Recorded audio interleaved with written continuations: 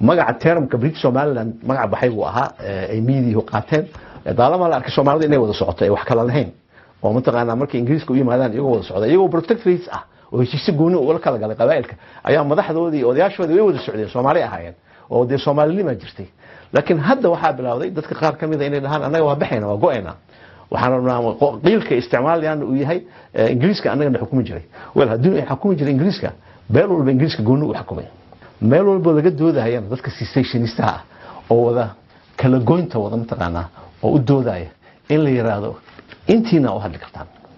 xaq waxa uu leeyahay intiina waa to be fair in iyaga la yiraahdo intiina oo hadli kartaan laakiin joojiya dadka kale aad khasbanaysaan ama qooninaysaan aad ku qooninaysaan Ingiriiska wada jooga waayo dadka kale Ingiriiska heshiisku gooni mid walba ula galay aan idinku madaxka qareen ka ahayn assalaamu alaykum warahmatullahi wabarakatuh dhamaan ba daawadayaasha iyo taqaana cid Allah leeyahay interested ku aanay barnaamijkan daawato maxaa la yiraahdaa magacayga waxa la dhahaa Ciise Googooye haawi Ciise Maxamed Muuse laakiin inaas waa Ciise Googooye family name-ka waxaan wadankan imi 1985 waxaan joogaa muddo 40 sano ah ayaan ku noolahay dalka Canada magaalada Toronto iyo Suburbskeeda muddo 30 sano ah 40 sano waxaan u shaqeynayay wasaaradda arrimaha shaqaalaha maxaa la yiraahdaa gobolka Ontario ayaan u shaqeynayay dowladda Ontario wasaaradda arrimaha shaqaalaha ayaan officer ka ah u shaqeynayay waxaan bilaabay 1989 waxaana ka tagay 2000 iyo waxa la ahaa 19 background-kayga waxaan ahay professional engineer ka register garaysan wadankan oo mataqaana shahaadooyin ku haysta maxaa la ahaa Muhammadada la yiraahdo chemical engineering interestna waxaan ku ahaa daalama mataqaana aan hayno muwaadin Soomaaliyeed inaan wax akhriyo oo mataqaana taariikhda wadankayga iyo wixii aan awoodi karo inaan mataqaana ogaan karo aan ogaado marka Ingiriisku wuxuu ku joogay waqooyiga Soomaaliya sifada protector inuu yahay ma ahayn colonizer Talyaanigu wuxuu ku joogay inuu yahay colonizer isticmaar inuu yahay halkan wuxuu ku joogay inuu yahay nin yani ilaalinaya dhulkan heshiisyo galay 6 beel oo Soomaali ah oo meel walba ay waqooyiga degto dhulku leedahay ayuu heshiisyo la galay heshiisyada waxay ahaayeen beesha Habar Awal beesha Ciise beesha Gadabursi beesha Habartol Jeclo beesha Garxajis iyo beesha Ursangeli oo heshiiskooda ugu dhameeyay maxaa la yiraahdaa heshiisyadaas waxay ahaayeen protectory treaties qabiil walba wuxuu gooni ula galay dhulkiisa inuu protect gareeyo oo ka ilaaliyo xoogaga kale ee soo socda ee Yurub ka imaanaya meelaha kale ee raba inay guumeystaan Afrika iyo wadamada aan isdaafici karin markaas ee la soo helay dhulkooda la ogaaday marka ay u soo socda waxay u badnaayeen badanaa European Germanka iyo Spanishka iyo Talyaaniga iyo Faransiiska iyo yani wadamada Europeanka ay xoog yeeshay ee awood u yeeshay inay Afrika tagaan iyo guumeystaan iyo wadamo kale ay shii kamid ah marka heshiisku wuxuu ahaa in taqaana heshiisyadu waxay ahaayeen in Ingiriisku ballan qaadayo inuu protect gareynayo oo ka protect gareynayo xoogaas isla markaasna ay u ogolaanayaan laakiin siiqada ku qoran heshiisyada ayaa kala duwanay oo qaarna waxay ahayd dhulkooda inay u dhiibayaan Ingiriiska qura oo kaligiis oo ay cid kalena ay siin karin inuu protect gareeyo laakiin maxaa la heshiiska ugu dhameeyay oo Ingiriisku ka duwanaa wuxuu ka heshiis mataqaana oranaya mataqaana Ingiriiska ayaan door bidnay inuu dhulkeena protect gareeyo laakiin xaq waxaad u leeyahay hadii aan doono inaan ka baxno heshiiska inaan ka bixin karno oo option kaas la siiyay marka heshiiskoodana uu ka dheeraa waxa kamid ah xataa qodobo dhahaya dawladda Ingiriisku waxay horumarin doontaa dhaqaalaha iyo maamulka dowladnimada iyo cadaaladda maxaa la dhahaa ay mataqaana dhulka Ingiriiska laakiin shanta beelood oo kale min 5 qodob laga siixay oo isku mid ah Ingiriiska waxa laga siixay 7 qodob marka 2 qodob oo ziyaada ayaa ku jiray oo dheeraad ah waxayna ahaayeen marka waqooyiga Soomaaliya wuxuu ahaa waxa la yiraahdo protectorate hal protectorate ma ahayn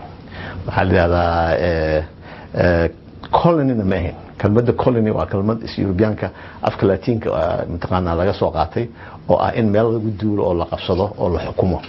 oo mataqaana colony qofka waxa yani awood waxa sameynaysa wadanka xasaar colonizer ayaa la marka waxa fiican inaan akhrin xoogaa taariikhda oo aan maartay aan say u tahay ay u dhacday aan u fahmno iyadoo isaas ay tahay koonfurta Soomaaliya waxay ahayd yani meel iyadu mustacmalada oo xoog lagu qabsaday beelihii Soomaaliyeed ee diiday oo ka dagaalamay xoog lagu maqooniyay ayay ahayd oo Talyaanigu la dagaalamay oo markii dambe ka guuleystay oo xoog ku xukumay saas xoog ku haystay Talyaanigu mustacmar ayuu ahaa wadamo badan ayaa waxay la galeen heshiisyo dalal badan ayaa dadkoodu heshiisyo la galeen Ingiriiska waxa kamid ah midalan Carabta Arabian Peninsula qaliishka Carabta kamid ah مثلا ودن كان United Arab Emirates محل هذا حتى يمنيين تعادن وحول قال هشيشيو إلا مكلي وحول قال متقنا سلاطين الشيوخ قبائل وهالكاس كنت أيوة قال ساسو كويم عادن اليمن ساسو كويم قيبت كونفورتا متقنا ساسو كويم هشيشيو قال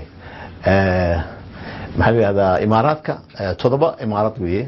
وحول قال مدول بهشيش قونية قدر هشيش بولا قال سوكري كويت محلها بحرين سوكري هشيشيو قال أفريقيا وحاجر ودماء أفريقيا وهشيش لا قال sidoo kale oo protection treaties ah sifadaas uu ku joogay intaqaana waliyo in protect gareynaya مثلا إمارات oo kale 1933 markii ay intaqaana Ingiriisku u baxay ayay ku heshiiyeen inay federation sameeyaan waxa la yiraahdo United Arab Emirates oo todoba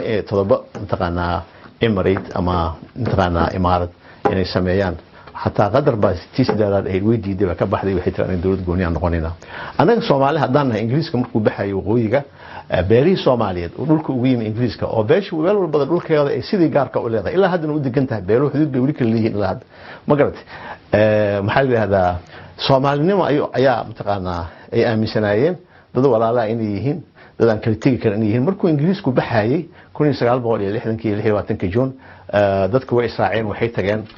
maxaa la yiraahdaa Hargeysa halkaas oo mataqaana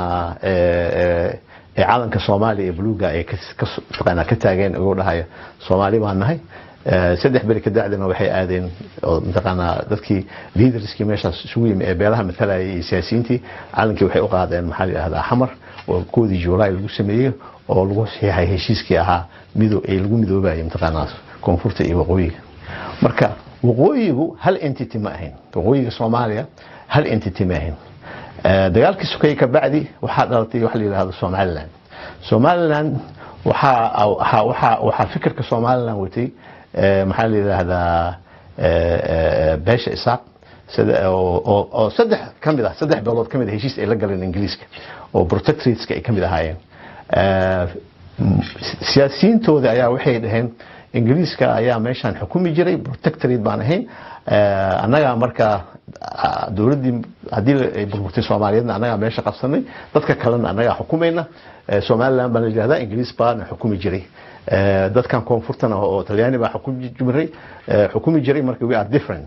waxaan isticmaalaynaa taqaana reasoningkaas ayaan isticmaalaynaa adduunyada aan ka gadayna aan leenahay mataqaana aan la ixtiraaf laakiin waxa meesha yaalo oo reality-ga ah oo runta ah waqooyiga naftiisa hal entity ma ahayn waxa weeye waqooyigu wuxuu ahaa todoba entity lix beelood oo heshiis galay oo dhulkooda Ingiriiska heshiis ku galay oo mid walba protectorate gooni ahayd ma garatay iyo hal beel oo dhulkeeda xoog lagu qabsaday beesha dhulkeeda xoog lagu qabsaday waxay ahayd beesha dhul bahante oo dhulkeeda wuxuu ahaa goob dagaal waxa ka dagaalamay daraawiishtii Ingiriisku waa soo geli kari waayay marka waxa weeye mataqaana heshiis waa la geli kari waayay daraawiishta ka dagaalamayay oo rabtay isticmaalka Ingiriiska oo dhanba inuu ka tago meesha oo u arkay inuu yahay cadow mataqaana mustacmar oo mataqaana European oo aan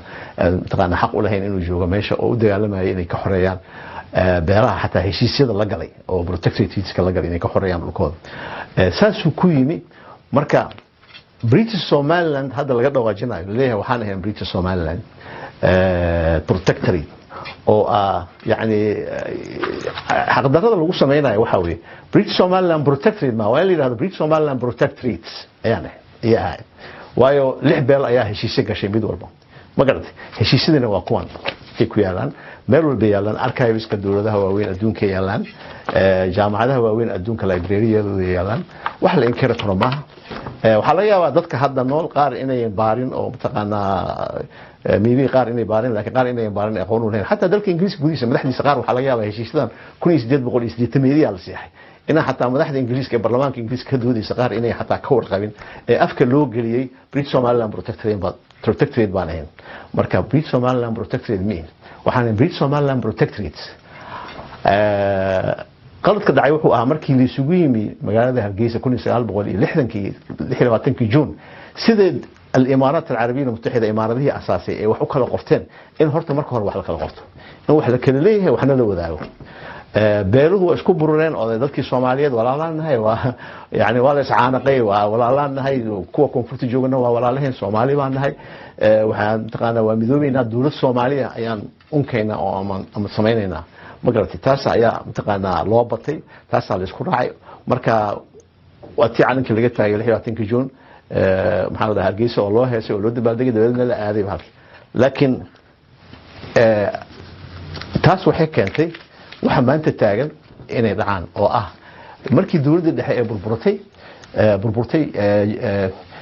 jabhadihii soo dagaalamay mid kamid ah inay timaado fikirka waqooyiga dhan waa goosanayna anaga iskale magartay oo ay xaqeeraan inay ahayd maxaa la waqooyiga inuu ahaa hal entity aanu ahayn entities fara badan oo ah protectorates inay hayeen lix ah iyo dhul ay la colonize la occupy gariyay xoog lagu occupy gariyay 1921 markii mataqaana Draawishta mataqaana laga Ingiriisku ka guuleystay dagaal ku qaaday marka dawladda Soomaalida iyo waxa loo baahan yahay waxa la yiraahdaa madaxda Soomaaliyeed iyo aqoonyahanka Soomaaliyeed horta waqooyiga Soomaaliya muxuu ahaa inay fahmaan hadii la rabo in Soomaaliya midnimadeeda loo dagaalamo dadka wata fikirka ah in Soomaaliya la kala gooyo oo lagu kala gooyo maxaan taqaana reasoning ama taqaana waqooyiga aan Ingiriis baan ahayn British Protectorate baan ahayn koonfurta ahaydeen taqaana mustacmarad Talyaani ahaydeen lagu kala gooyo in horta ay bartaan waqooyiga muxuu ahaa dawladda Soomaalida inay samayso baaritaan inay documentski ay hesho in marka ay tagayso golayaasha adduunka inay tiraahdo wait a minute ma jirin wax la yiraahdo what British Somaliland Protectorate hatta media waa qoray laakiin media si qalad ah oo afka loo geliyay ayuu ku qoray sababtoo ah waxa la dhiray boqoy Ingiriiska xukumi jiray meeshan ogsoonta cid ka daba tagtay oo tiro waa Ingiriiska waxa xukumi jiray laakiin sifaday buu ku joogay Ingiriiska maxaana ka jiray meesha lama oran ogsoonta marka waxa la yiraahdaa in laga daba tago oo la yiraahdo there was no one British Somaliland Protectorate magaca termka British Somaliland magaca baxay buu ahaa ay media qaateen daalama la arkay Soomaalida inay wada socoto ay wax kala lahayn oo mataqaana markii Ingiriiska u yimaadaan iyagoo wada socda iyagoo protectorates ah oo heshiis gooni oo kala galay qabaa'ilka ayaa madaxdoodii odayaashoodii way wada socdeen Soomaali ahaayeen oo de Soomaalilima jirtay laakiin hadda waxa bilowday dadka qaar kamid ah inay dhahaan anaga waa baxayna waa go'ayna waxaan rabnaa qiilka isticmaalayaan uu yahay Ingiriiska anaga xukumi jiray wal hadii ay xukumi jiray Ingiriiska beel walba Ingiriiska gooni u xukumay beel dhulkooda xoog buu ku qabsaday waa iska xoreeyaan ma garatay marka aqli maaha in la yiraahdo anoo jooga maxaa la dhahaa magaalada Hebel ayaan waxaan dabaqayaa siyaasadii ay la yimaadeen jabhadii SNM odayaasheedii careysnaa oo dhahay mataqaana waxaan isticmaalaynaa si aan u abuurno dawlad aan leenahay anaga aan xukumnaa hadaan nahay maxaa la dhahaa SNM oo Soomaaliland la yiraahdo oo dadka kalena xukumta qabaa'ilka kale qabiil walba dhulkiisa isaga iskale qabiil walbana dhulkiisa ciduu doono ku darsanaya taas waa in la fahmo oo mataqaana cidii baxaysa oo dhulkeeda rabta inay la baxdo oo isticmaalaysa qiilka anaga Ingiriis baa la xukumi jiray de intooda xaq bay u leeyihiin inay u doodaan oo mataqaana dawladda Soomaaliyeed ay kala hadlaan laakiin xaq maaha in la isku wada xiro iyadoo ninka gadabirsaga ah ama ninka Ciisaha ah ama ninka Warsangeli ah ama dhulbahanta ah qaarna ay heshiis gooniye galeen Ingiriiska la lahaayeen oo heshiisyadii 26 oo mataqaana Ingiriisku baxay uu ka tagay wadankoodii soo cishteen in lagu khasbo leeyahay anaga raacaysa waqooyiga kamid tahay British Somaliland Protectorate baa kamid tahay iyadoo lagu soo gaabiyay Protectorate aan lahayn Protectorates marka in la fahmo hal entity inay lahayn meel walba laga doodayaan dadka secessionists ah oo wada kala goynta wada mataqaana oo u doodaya in la yiraahdo intiina u hadli kartaan xaq waxa uu leeyahay intiina waa to be fair in iyaga la yiraahdo intiina u hadli kartaan laakiin Georgia dadka kale aad khasbanaysaan ama qooninaysaan aad ku qooninaysaan Ingiriiska wada jooga way dadka kale Ingiriiska heshiisku gooni mid walba ula galay aan idinku madax ka qareen ka ahayn qareen kama ahayn beesha dhexe ama sanadqaana dadka Soomaaliland sheegta hadda heshiiska iyagu ma ayna saxiixin ciise uma ayna saxiixin gadabuursi uma ayna saxiixin Warsangeli uma ayna saxiixin dhulbahantana dhulkooda xoog baa lagu qabsaday marka waxa loo baahan yahay in dawladda Soomaaliya dadka ay dirayso dad aqoon u leh oo Soomaaliyeed oo la doodi kara oo raba dadka wadanka inay kala gooyaan marka wadankaaga marka la kala gooynayo adigna aad wadankaaga masashid aad madax tahay waxa u baahan tahay inaad mataqaana qadiyada horta كورتال إنا educated كتاه محيطه legality iyo history-geeda iyo waxyaalo badan inaad mataqaana aad fahmaysid ayaa loo baahan yahay oo aad ka doodi kartid marka golaha tagtid inaad la tagtid ma walaalaan nahay waa marabna inaan kala go'no iyo waxaas it doesn't make sense adduunka waxaas ma qaato adduunka muxuu qaataa maxaa mataqaana legality meesha ka jira dadkan maxay yihiin say u kala baxaan maxaa mataqaana sharciyeysnaa maxaan sharciyeysnayn ingiriis waa joogay beesha habar awal gooni u maamulay beesha garxiis xataa isaaq dhexdiisa beesha isaaq dhexdeeda dadka ma waxa way beesha hadda dhexe oo wada mataqaana kala go'a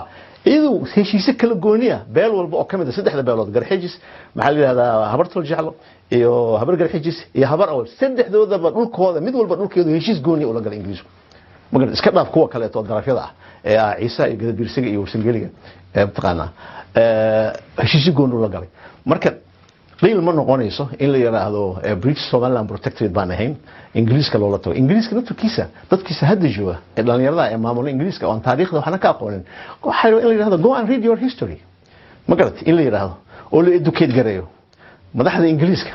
kuwa mataqaana inta laga dhaadhiciyo oo niman dad ingiriisku xukumi jireen baa xoog loo mataqaana loo koonfurta la jiro anaga ka wala dhibahayaa oo ka ugu doodahayaan musantahay in la yiraahdo no wait a minute there's no one British Somaliland there was protectorate there was British Somaliland protectorates there were 6 protectorates lix protectorate baa jiray mataqaana tee u hadlaysaan in la yiraahdo tee u hadlaysaan heshiisdan indhaha laga geliyo oo la tuso oo la dhaho arday soo akhriya taariikhdiina haddii aan garaneyn ayaa loo baahan yahay marka hadda Soomaalida waxbay baratay qurbaha way joogan meel walba ay joogan waxa loo baahan yahay inaan la qaadan inaan wax akhrino inaan baarno inaan iska joojiyo caatifada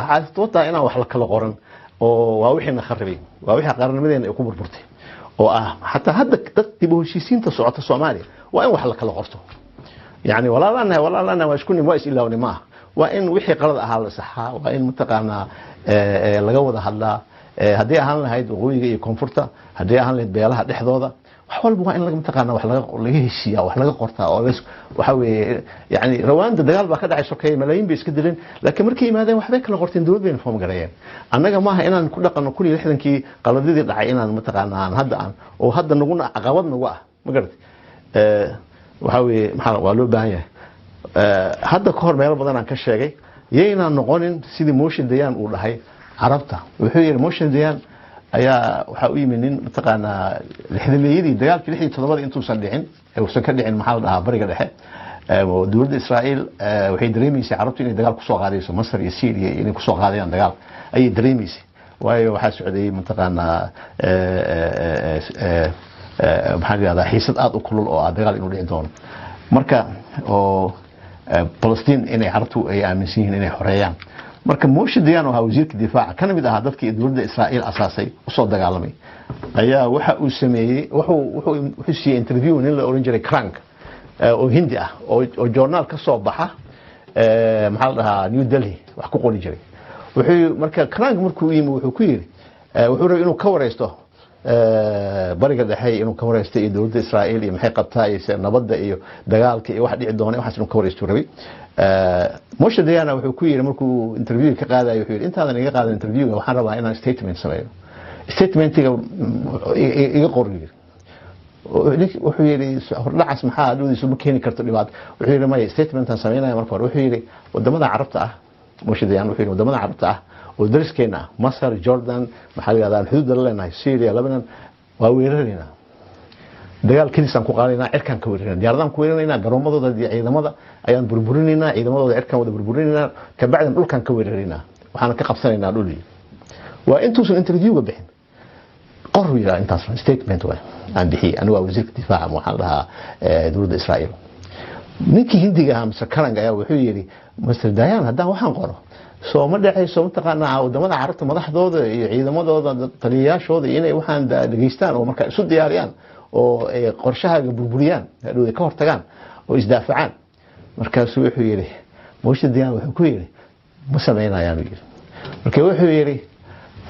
Arabs do not read and if they read they don't understand Carabta wax ma akhriyaan haddii akhriyaan ma fahmaan يعني واحد تحقير وكشمينا إذا كعرفتها وحقيرة وموش ديان وليها يعني مبسلة يعني وما أخريان تاريخ ده ما أخريان ورك من القرى ما أخريان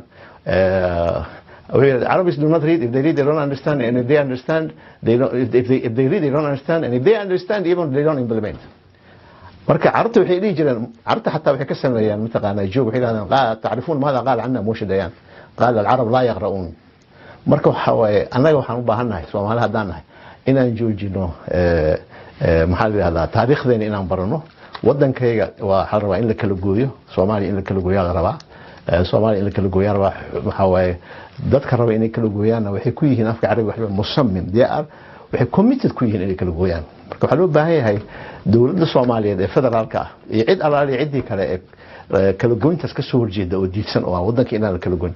inay isu diyaariyaan dhan walba intellectually inay is diyaariyaan markii dawladaha tagayaan shirarka adduunka inay qoraal la geeyaan inay si fiican dad u doodi kara oo qancin kara dadka kale inaan wadankan kala goon karin in ay rabaan beel baa doonaysa inay go'do inta kale inayan beeshaas goon karin iyaga in la hadli dooduna inay noqoto beeshaas qora in la hadlo dhulkeeda laga hadlo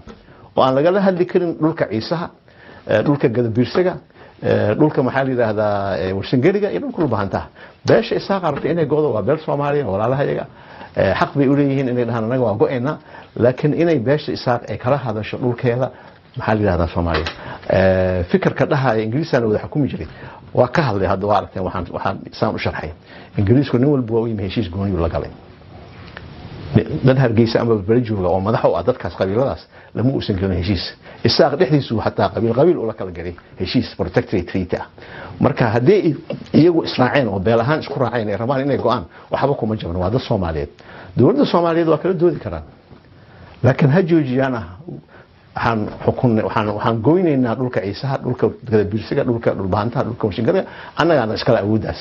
annagana kala hadlaya dagaal bay ku galeen dad bay ku laayeen laascaano dad kale xataa dhulkooda cagajugleen ugu hayaan dhibaatooyin badan baa ku dhacay beerahaas mataqaanaa tii ugu dambeysay hadda waa tan ciira gaabo oo dadka ciira gaabo deganaa laga soo qaxiyay